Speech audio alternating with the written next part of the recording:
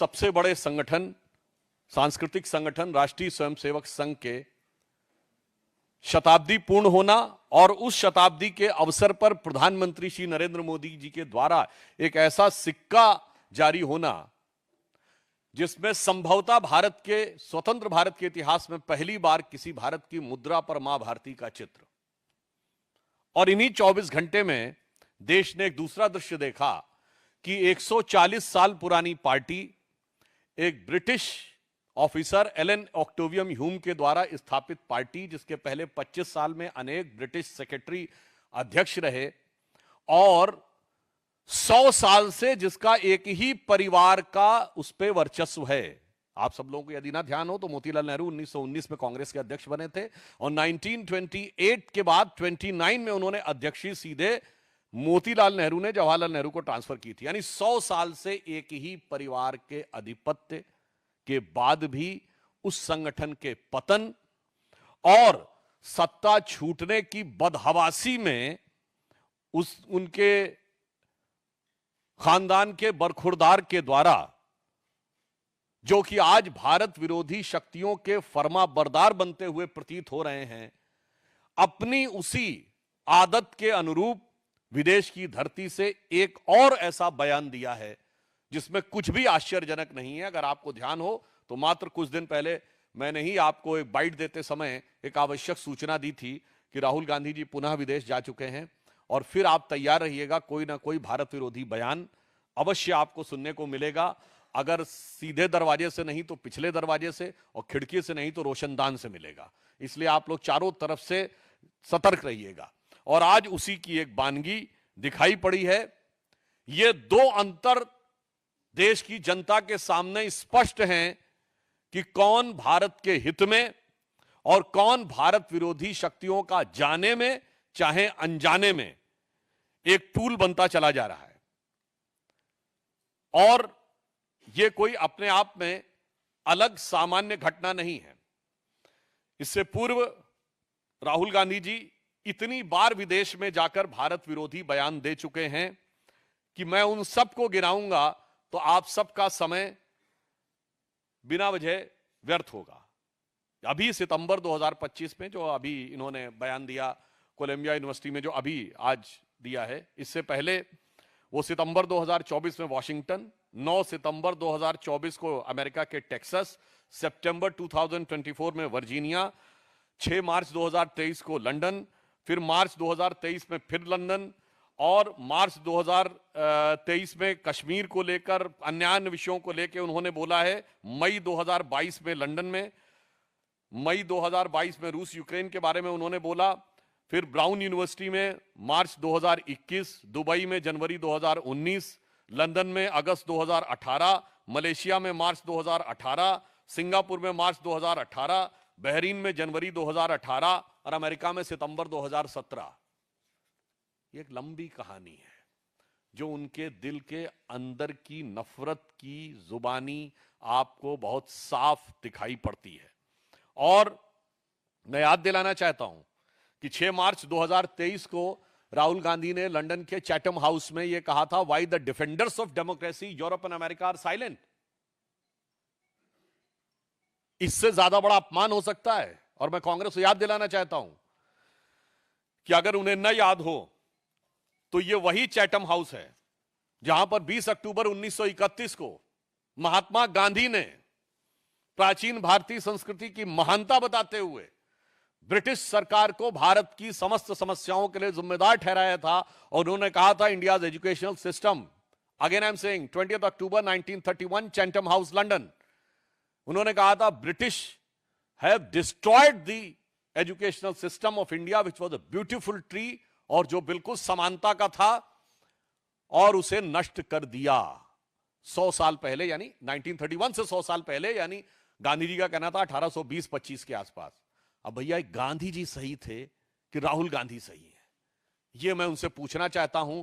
Chatham house में दिया गया महात्मा गांधी का बयान सही था या आज की डेट में वहां से लेके कोलंबिया और स्टैनफोर्ड में दिया जा रहा राहुल गांधी का बयान सही है?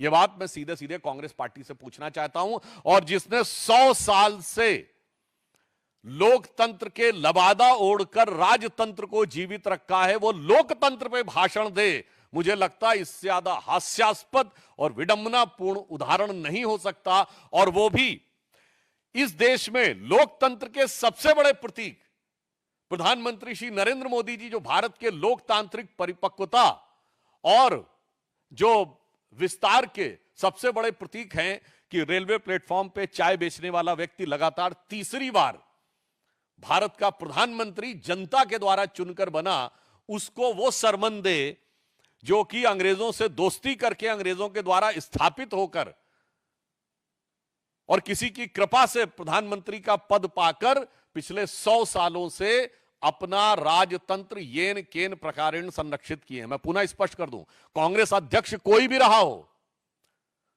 सत्ता गांधी परिवार के हाथ में रही है, इसलिए कांग्रेस के लोग ये कह के बचाव नहीं कर सकते अमुक अध्यक्ष था। अभी आपको ध्यान हो, खड़गे जी क्या बोले थे अपने ही प्रांत के मुख्यमंत्री के बारे में, कि साहब हाईकमान तय करेगा। राष्ट्रीय अध्यक्ष और नेता प्रतिपक्ष खुद हैं। जब आप विपक्ष में है तो राष्ट्रीय अध्यक्ष नेता प्रतिपक्ष से बड़ा हाईकमान कौन होता है, यह दर्शाता है। मगर इससे भी ज्यादा महत्वपूर्ण बात, अगला सवाल यह उठता है कि राहुल गांधी जी विदेश जाते हैं तो उन्हें यह क्यों नहीं दिखाई पड़ता है कि कैम्ब्रिज यूनिवर्सिटी ने दिसंबर 2024 में बाकायदा रिसर्च की है कि भारत का मोदी जी के अंडर में डिजिटल ट्रांसफॉर्मेशन कैसा हुआ, इस पे केस स्टडी की है। ये राहुल गांधी को क्यों नहीं दिखाई पड़ता है। स्टैनफोर्ड ने अपनी एक एआई इंडेक्स रिपोर्ट तैयार की है, जिसमें उसने कहा है कि India has ranked first in the global AI skill penetration and is in the top 4 countries of AI vibrancy. ये किसने कहा? स्टैनफोर्ड। जिस स्टैनफोर्ड में जाकर राहुल गांधी भारत के बारे में अपशब्द, अपमानजनक और निरर्थक व्यर्थ की बातें करते हैं।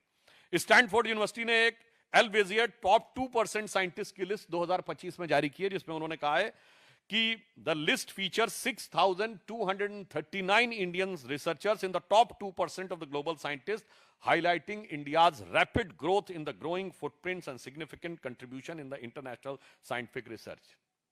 अब आइए साहब, 27 मार्च 2025 को चैटम हाउस ने अपनी रिपोर्ट में कहा है कि India seeks greater recognition on the world stage and changes the international order. World bank report जुलाई 2025 ने एक गिनी इंडेक्स की है जो इनइक्वालिटी को तय करती है कि किस देश में कितनी इनइक्वालिटी है, यानी अमीर गरीब के बीच की खाई कितनी ज्यादा है। उसमें वर्ल्ड की मेजर इकोनॉमीज में उन्होंने कहा India's Gini index stand for 25.5, so India stand much lower than China, America में, उन सबके डिटेल्स पर नहीं जाना चाहता। बड़ी इकोनॉमीज में सबसे कम इनइक्वालिटी अगर है तो भारत में है। और ये किसने अपनी रिपोर्ट जारी की है? ये वर्ल्ड बैंक ने जुलाई 2025 में रिपोर्ट जारी की है, और ये कहा है कि एक्सट्रीम पॉवर्टी अब भारत में केवल 2.3% रह गई है। राहुल गांधी को ये नहीं दिखाई पड़ता। ऑक्सफोर्ड जाते हैं तो उन्हें दिखाई नहीं पड़ता कि ऑक्सफोर्ड बिजनेस स्कूल ने दिसंबर 2024 में यह कहा था कि proactive governance and timely implementation is a game changer India's digital governance landscape. Global times ने जनवरी 2024 में यह कहा कि भारत ने कुछ सालों में अपनी इकोनॉमी को जिस तेजी से स्ट्रक्चरड रिफॉर्म करके किया है, उससे भारत बहुत शक्तिशाली बना है। अब मैं पूछना चाहता हूं कि ये फॉरेन में जाकर बोलने वाले राहुल गांधी जी को फॉरेन की ये चीजें नजर क्यों नहीं आती? अब उससे बड़ा सवाल कि राहुल गांधी जी में ऐसी कौन सी प्रतिभा है जिसकी वजह से वहां पे उनको विदेश की यूनिवर्सिटीज बुलाती हैं, जबकि कांग्रेस में एक से एक बुद्धिमान लोग हैं। चिदंबरम साहब, अभिषेक मनु सिंघवी, शशि थरूर, मनीष तिवारी और बहुत सारे लोग हैं जो अपने अपने विषयों के विशेषज्ञ हैं। इवन जयराम रमेश, इवन उनके अंकल सैम पित्रोदा जो परमानेंट विदेश में रहते हैं, जिनकी इमेज है कि इंटेलेक्चुअल वाली, उनमें से किसी को नहीं बुलाया जाता है, और राहुल गांधी जी को ही बुलाया जाता है। इवन भारत में भी किसी यूनिवर्सिटी में उन्हें नहीं बुलाया जाता है। आपने शायद कन्वोकेशंस में भी राहुल गांधी जी को जाते नहीं देखा हुआ। कांग्रेस रूल्ड स्टेट्स में नहीं बुलाया जाता। 2004 से 14 के बीच में उनकी केंद्र में सरकार रही, तब नहीं बुलाया जाता। फिर भारत के बाहरी क्यों उनको बुलाया जाता है, यह अपने आप में यक्ष प्रश्न है। और वो कितने बुद्धिमान हैं और उनका कितना जबरदस्त ज्ञान है, मैं आपको एक उनके वीडियो का वॉइस सुनाना चाहता हूं। Why does a motorcycle weigh 100 kilos and a car weigh 3,000? car carries, to carry one passenger, you need 3,000 kilos of metal in a car, if one passenger is driving a car. And a motorcycle has 100 kilos, carries two passengers. So why is a motorcycle able to carry two passengers with 150 kilos of metal and a car needs 3,000? And the answer is, it's the engine. Because it's the engine that kills you on impact, right? And the motorcycle is light because the engine disappears from you when you have an accident, right? Every time the engines in motorcycles are heavier and heavier. If you see, the power in motorcycles nowadays are becoming heavier, are higher than older motorcycles. But in a motorcycle, when you have an impact, the engine is separated from you. So the engine doesn't hurt you. Whereas in a car, when you have an impact, the engine comes into the car. So the entire car is designed to stop the engine from killing you. The electric motor breaks that centralized energy system. The electric motor allows you to put a motor there, put a motor there, put a motor there, put a motor there. So the electric motor is a decentralization of power. मुझे लगता है कि इसको सुनने के बाद अगर किसी के भी ज्ञान चक्षु उन्मीलन समझते हैं ना, उठने में कोई शंका रह गई हो तो समाप्त हो जानी चाहिए। ऐसा अद्भुत मैकेनिकल इंजीनियरिंग का ज्ञान दिया है कि हार्ले डेविडसन से लेकर टोयोटा तक और वॉक्सवैगन से लेकर फोर्ड तक बैठे हुए इंजीनियरों ने मेरे ख्याल से छाती पीटना शुरू कर दिया होगा कि इतना जबरदस्त ज्ञान कहां से आ गया है। बताइए साहब, वो ये बता रहे हैं कि वो डिसेंट्रलाइजेशन है। अरे मेरे भाई, कार 4 व्हीलर है, वो 2 व्हीलर है, 2 व्हीलर में जायरोस्कोप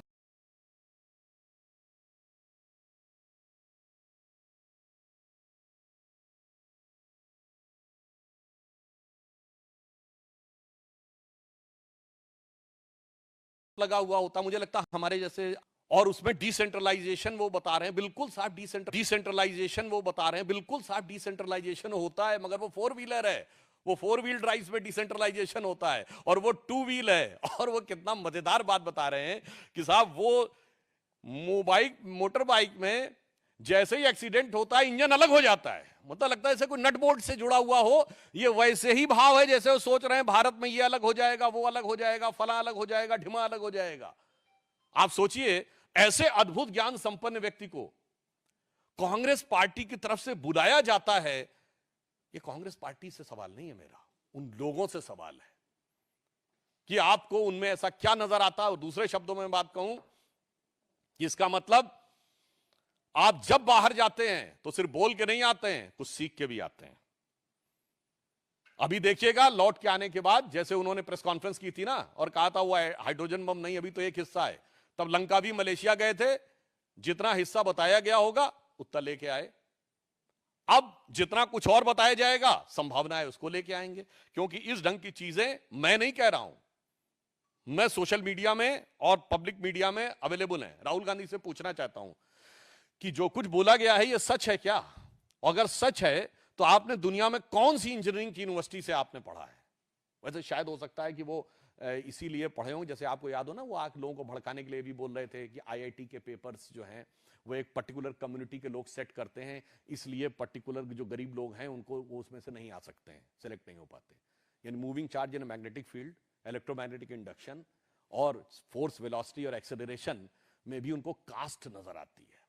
मुझे लगता है कि इस प्रकार की बातें करने का उद्देश्य, मैं यहां राहुल जी का मजाक नहीं उड़ा रहा हूं, मैं देश से कहना चाहता हूं 100 साल से सत्ता को कब्जा रखने के वाले इस खानदान के बरखुरदार जो भारत विरोधी शक्तियों के झंडा बरदार बन चुके हैं, उनसे बहुत खबरदार रहने की जरूरत है। और आपने देखा इस बार उन्होंने एक और बात बोली है। उन्होंने क्या बोला? उन्होंने कहा कि इंडिया में 16-17 प्रकार की लैंग्वेजेस हैं। अभी आप देखिएगा लैंग्वेजेस पे लड़ाई कराने का प्रयास करेंगे। उत्तर दक्षिण में लड़ाई कराने का प्रयास कर चुके हैं। कर्नाटक के फाइनेंस मिनिस्टर बोल चुके हैं कि दक्षिण भारत वाले टैक्स ज्यादा देते हैं। तो पत्रकार ने उनसे पूछा तो क्या अलग होना चाहिए? उत्तर हां जी, अलग हो जाना चाहिए। बिहार को लेकर तेलंगाना और डीएमके तमिलनाडु के मंत्री जो बोल चुके हैं वो है प्रांतों में वैमनस्य फैलाओ। भाषा को लेकर तमिल हिंदी, कन्नड़ हिंदी, मराठी हिंदी और अब देखिएगा आने वाले टाइम में बंगला हिंदी। तो जातियों को लेकर अगड़े पिछड़े, सामान्य दलित सब में लड़ाना है, ये उनका पूरा एजेंडा साफ दिखाई पड़ रहा है। तो इसलिए हम ये कहना चाहते हैं एक पंक्ति में कि जो कुछ पूरी फेहरिस्त नजर आ रही है राहुल गांधी की, एक गंभीर सवाल है देश की राजनीति के लिए और राजनीतिक चिंतकों के लिए। यदि कोई पार्टी सत्ता की लालच में या विवशता में विदेशी मूल का नेतृत्व स्वीकार करने को तैयार हो जाती है, तो यह विदेशी मूल सिर्फ भूल साबित होता है या उस पार्टी और देश के लिए शूल साबित हो जाता है। आज लग रहा है कि वो उनके जैसा नेता प्रतिपक्ष होना भारत के लोकतंत्र के हृदय में एक शूल यानी कांटे की तरह है। और एक और बात, अभी आपने देखा होगा कल विजयदशमी का पर्व था, कांग्रेस के कई नेताओं ने आदतन, फितरतन, शरारतन और दूसरा कहूं out of frustration, out of inferiority complex, प्रधानमंत्री जी के बारे में जो अनाप शनाप अपशब्द बोलते रहते हैं, तो उसमें कुछ नेता रावण बोलने लगते हैं, कुछ और बोलने लगते हैं। तो मैं उनको सिर्फ इतना याद दिलाना चाहता हूं कि जो लोग राम भक्त कार्यसेवकों की हत्या करवाने वाले, उनका समर्थन करने वाले, राम मंदिर के उद्घाटन में बुलाने पर भी न जाने वाले और बाबर की कब्र पर 3 पीढ़ियों तक बगैर बुलाए जाकर सिजदा करने वाले कि 1959 नेहरू, 69 इंदिरा गांधी, 2005 मनमोहन सिंह के साथ राहुल गांधी, उनके बारे में देश की जनता का चित्त बहुत स्पष्ट है कि कौन रावणी वृत्ति का प्रतीक है और कौन राम के संस्कारों का प्रतीक है।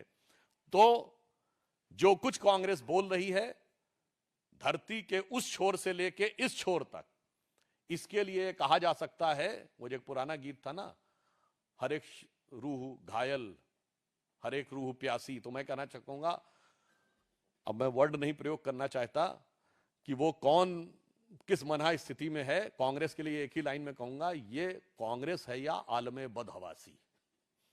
तो वो पूरे बदहवासी के आलम में कांग्रेस आ चुकी है। और मैं देश से कहना चाहता हूं इस विषय पे कि ये खतरनाक शक्तियों के, विदेशी शक्तियों के हाथ में कांग्रेस जाने या अनजाने, मैं दोनों बात से कह रहा हूं, जो कांग्रेस के नेता जान रहे हैं वो देश के लिए, देश के साथ द्रोह कर रहे हैं। जो नहीं जान रहे हैं, अनजाने में टूल बने हुए हैं, उनको समझदारी दिखानी चाहिए और इन नेताओं को रोकना चाहिए। मगर बहुत स्पष्ट हो गया है कि कांग्रेस इस समय राष्ट्र विरोधी तत्वों के हाथ का एक खिलौना बनती जा रही है। कांग्रेस का नेतृत्व एक जमाने में इतना परिपक्व था, आज की डेट में उतना ही अपरिपक्व है। कांग्रेस का नेतृत्व एक जमाने में अल्ट्रा लेफ्ट और इन लोगों को यूज करना जानता था, इंदिरा गांधी और पीवी नरसिम्हा राव तक। आज उनके द्वारा यूज होने लगा है। यह सिर्फ कांग्रेस के लिए समस्या नहीं है, आज देश के लिए चिंता का विषय है। धन्यवाद।